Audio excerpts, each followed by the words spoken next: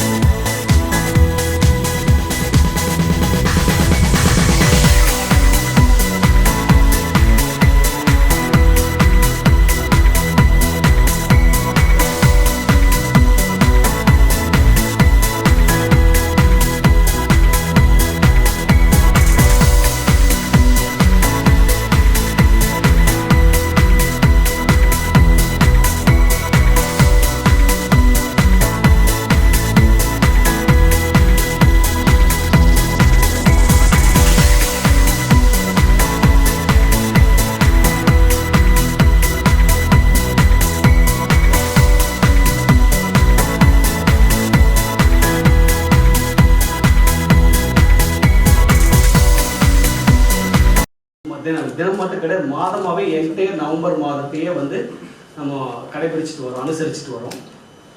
அது நவம்பர் மாதம் நிறைய கேம்பெயின் இருந்தாலும் பொதுமக்கள் சார்ந்த சில விழிப்புணர்வு ப்ரோக்ராம்ஸ் வந்து நம்ம பண்ணுறது வந்து டிசம்பருக்கு தள்ளி போக காரணம் சென்னையில் ஏற்படக்கூடிய நம்ம இயற்கை இடர்பாடுகள் தான். ஸோ அதன் பொருட்டு நவம்பர் மாதம் விழிப்புணர்வு மாதமாக இருக்கக்கூடியதை நம்ம டிசம்பர் மாதம் பண்ணுறோம். அதுக்கு முன்னாடி இந்த கணைய புற்றுநோய் மற்றும் கணைய நோய்கள் எப்படிலாம் ஏற்படுது அப்படின்றது உங்களுக்கு சொல்லணும். ஏன்னா பத்திரிகை நண்பர்கள், ஊடக நண்பர்கள் நிறைய வந்திருக்கீங்க. நம்ம டீம் ஆஃப் டாக்டர்ஸ், ஸ்டாஃப் எல்லாம் இங்கே இருக்கீங்க.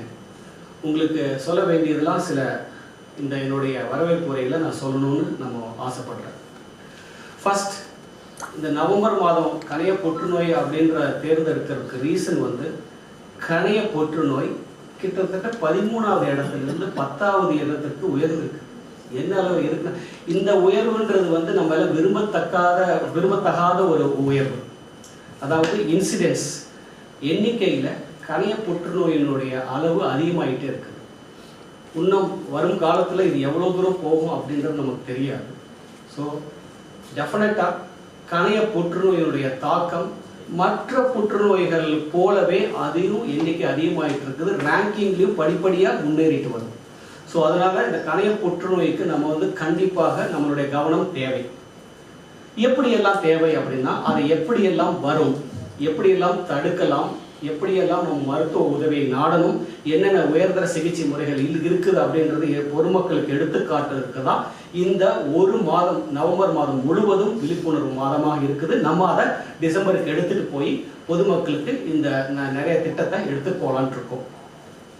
அதில் குறிப்பாக முதல் இன்னைக்கு இருக்கக்கூடிய இந்த நிகழ்ச்சியில் இருக்கக்கூடிய முக்கியமான அம்சம் மஞ்சள் காமாலை நோயை பற்றிய ஒரு விழிப்புணர்வு முகாம் மற்றும் அதற்கான ஒரு சிகிச்சை முகாம்னே சொல்ல ஒரு மாதம், கிட்டத்தட்ட ஒரு மாதம்.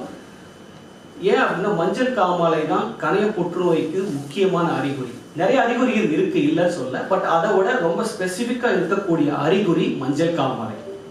யாரும் தயவு செய்து அதை வந்து ஒரு நோயா பார்க்க வேண்டாம், அது நோயின் அறிகுறியாக பார்க்கலாம். மஞ்சள் காமாலை ஈரல் நோய்களாலும் ஏற்படலாம், வேற சில நோய்கள்னாலும் ஏற்படலாம். பட் எல்லாத்த விட நம்ம பயப்படக்கூடிய ஒரு நோய் அது வந்து கணைய புற்றுநோய்.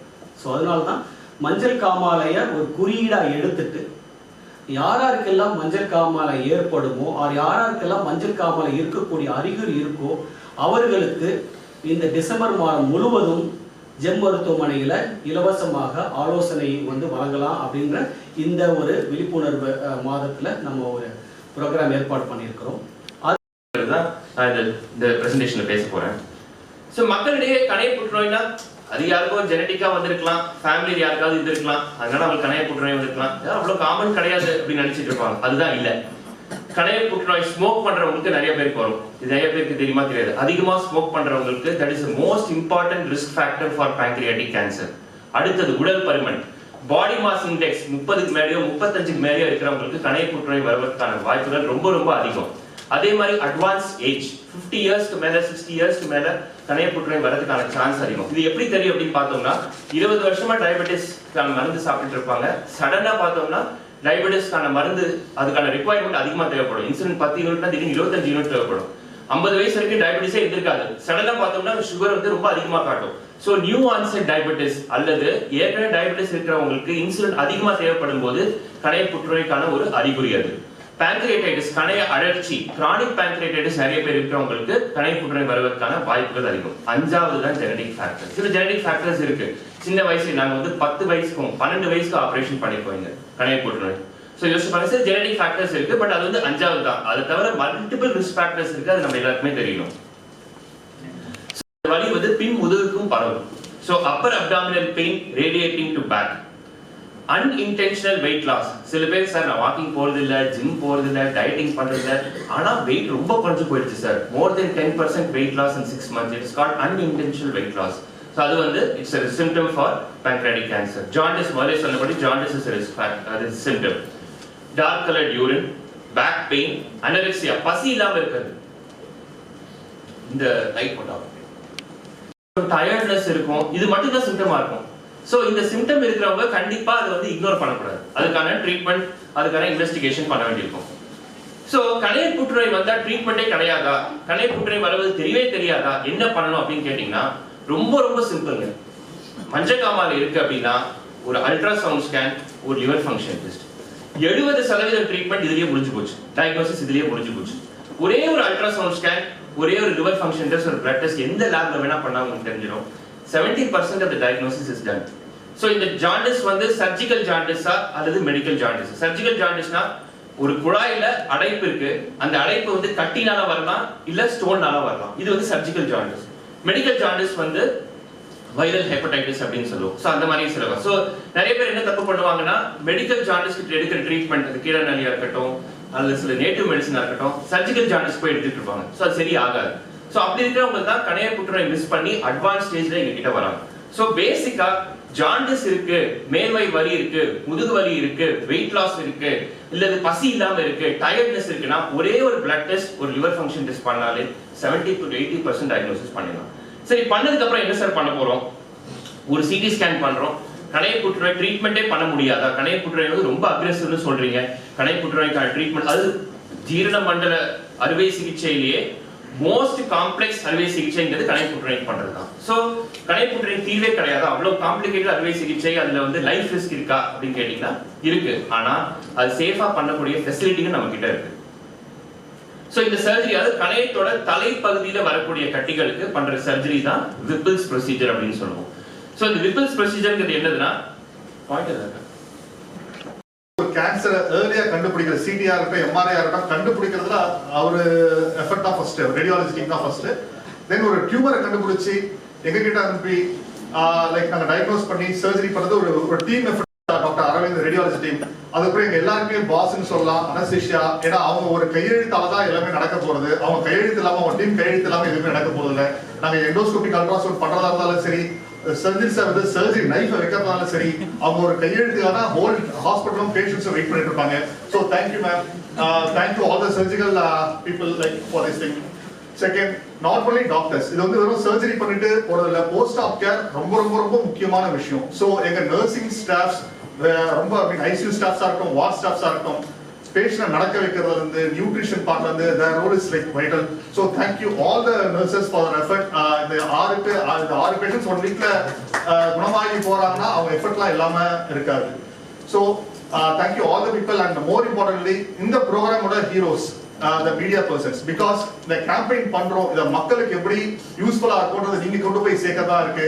So thank you, எங்க இன்வைட் எடுத்து எல்லாம் வந்ததுக்கு எங்க மனமார நன்றிகள். thank you. இத நீங்க சேர்க்க வேண்டிய இடத்துல சேர்ப்பீங்க நாங்க நம்புறோம். Not only all the IT persons, all the support staff, thanks for organizing this program. Thanks a lot.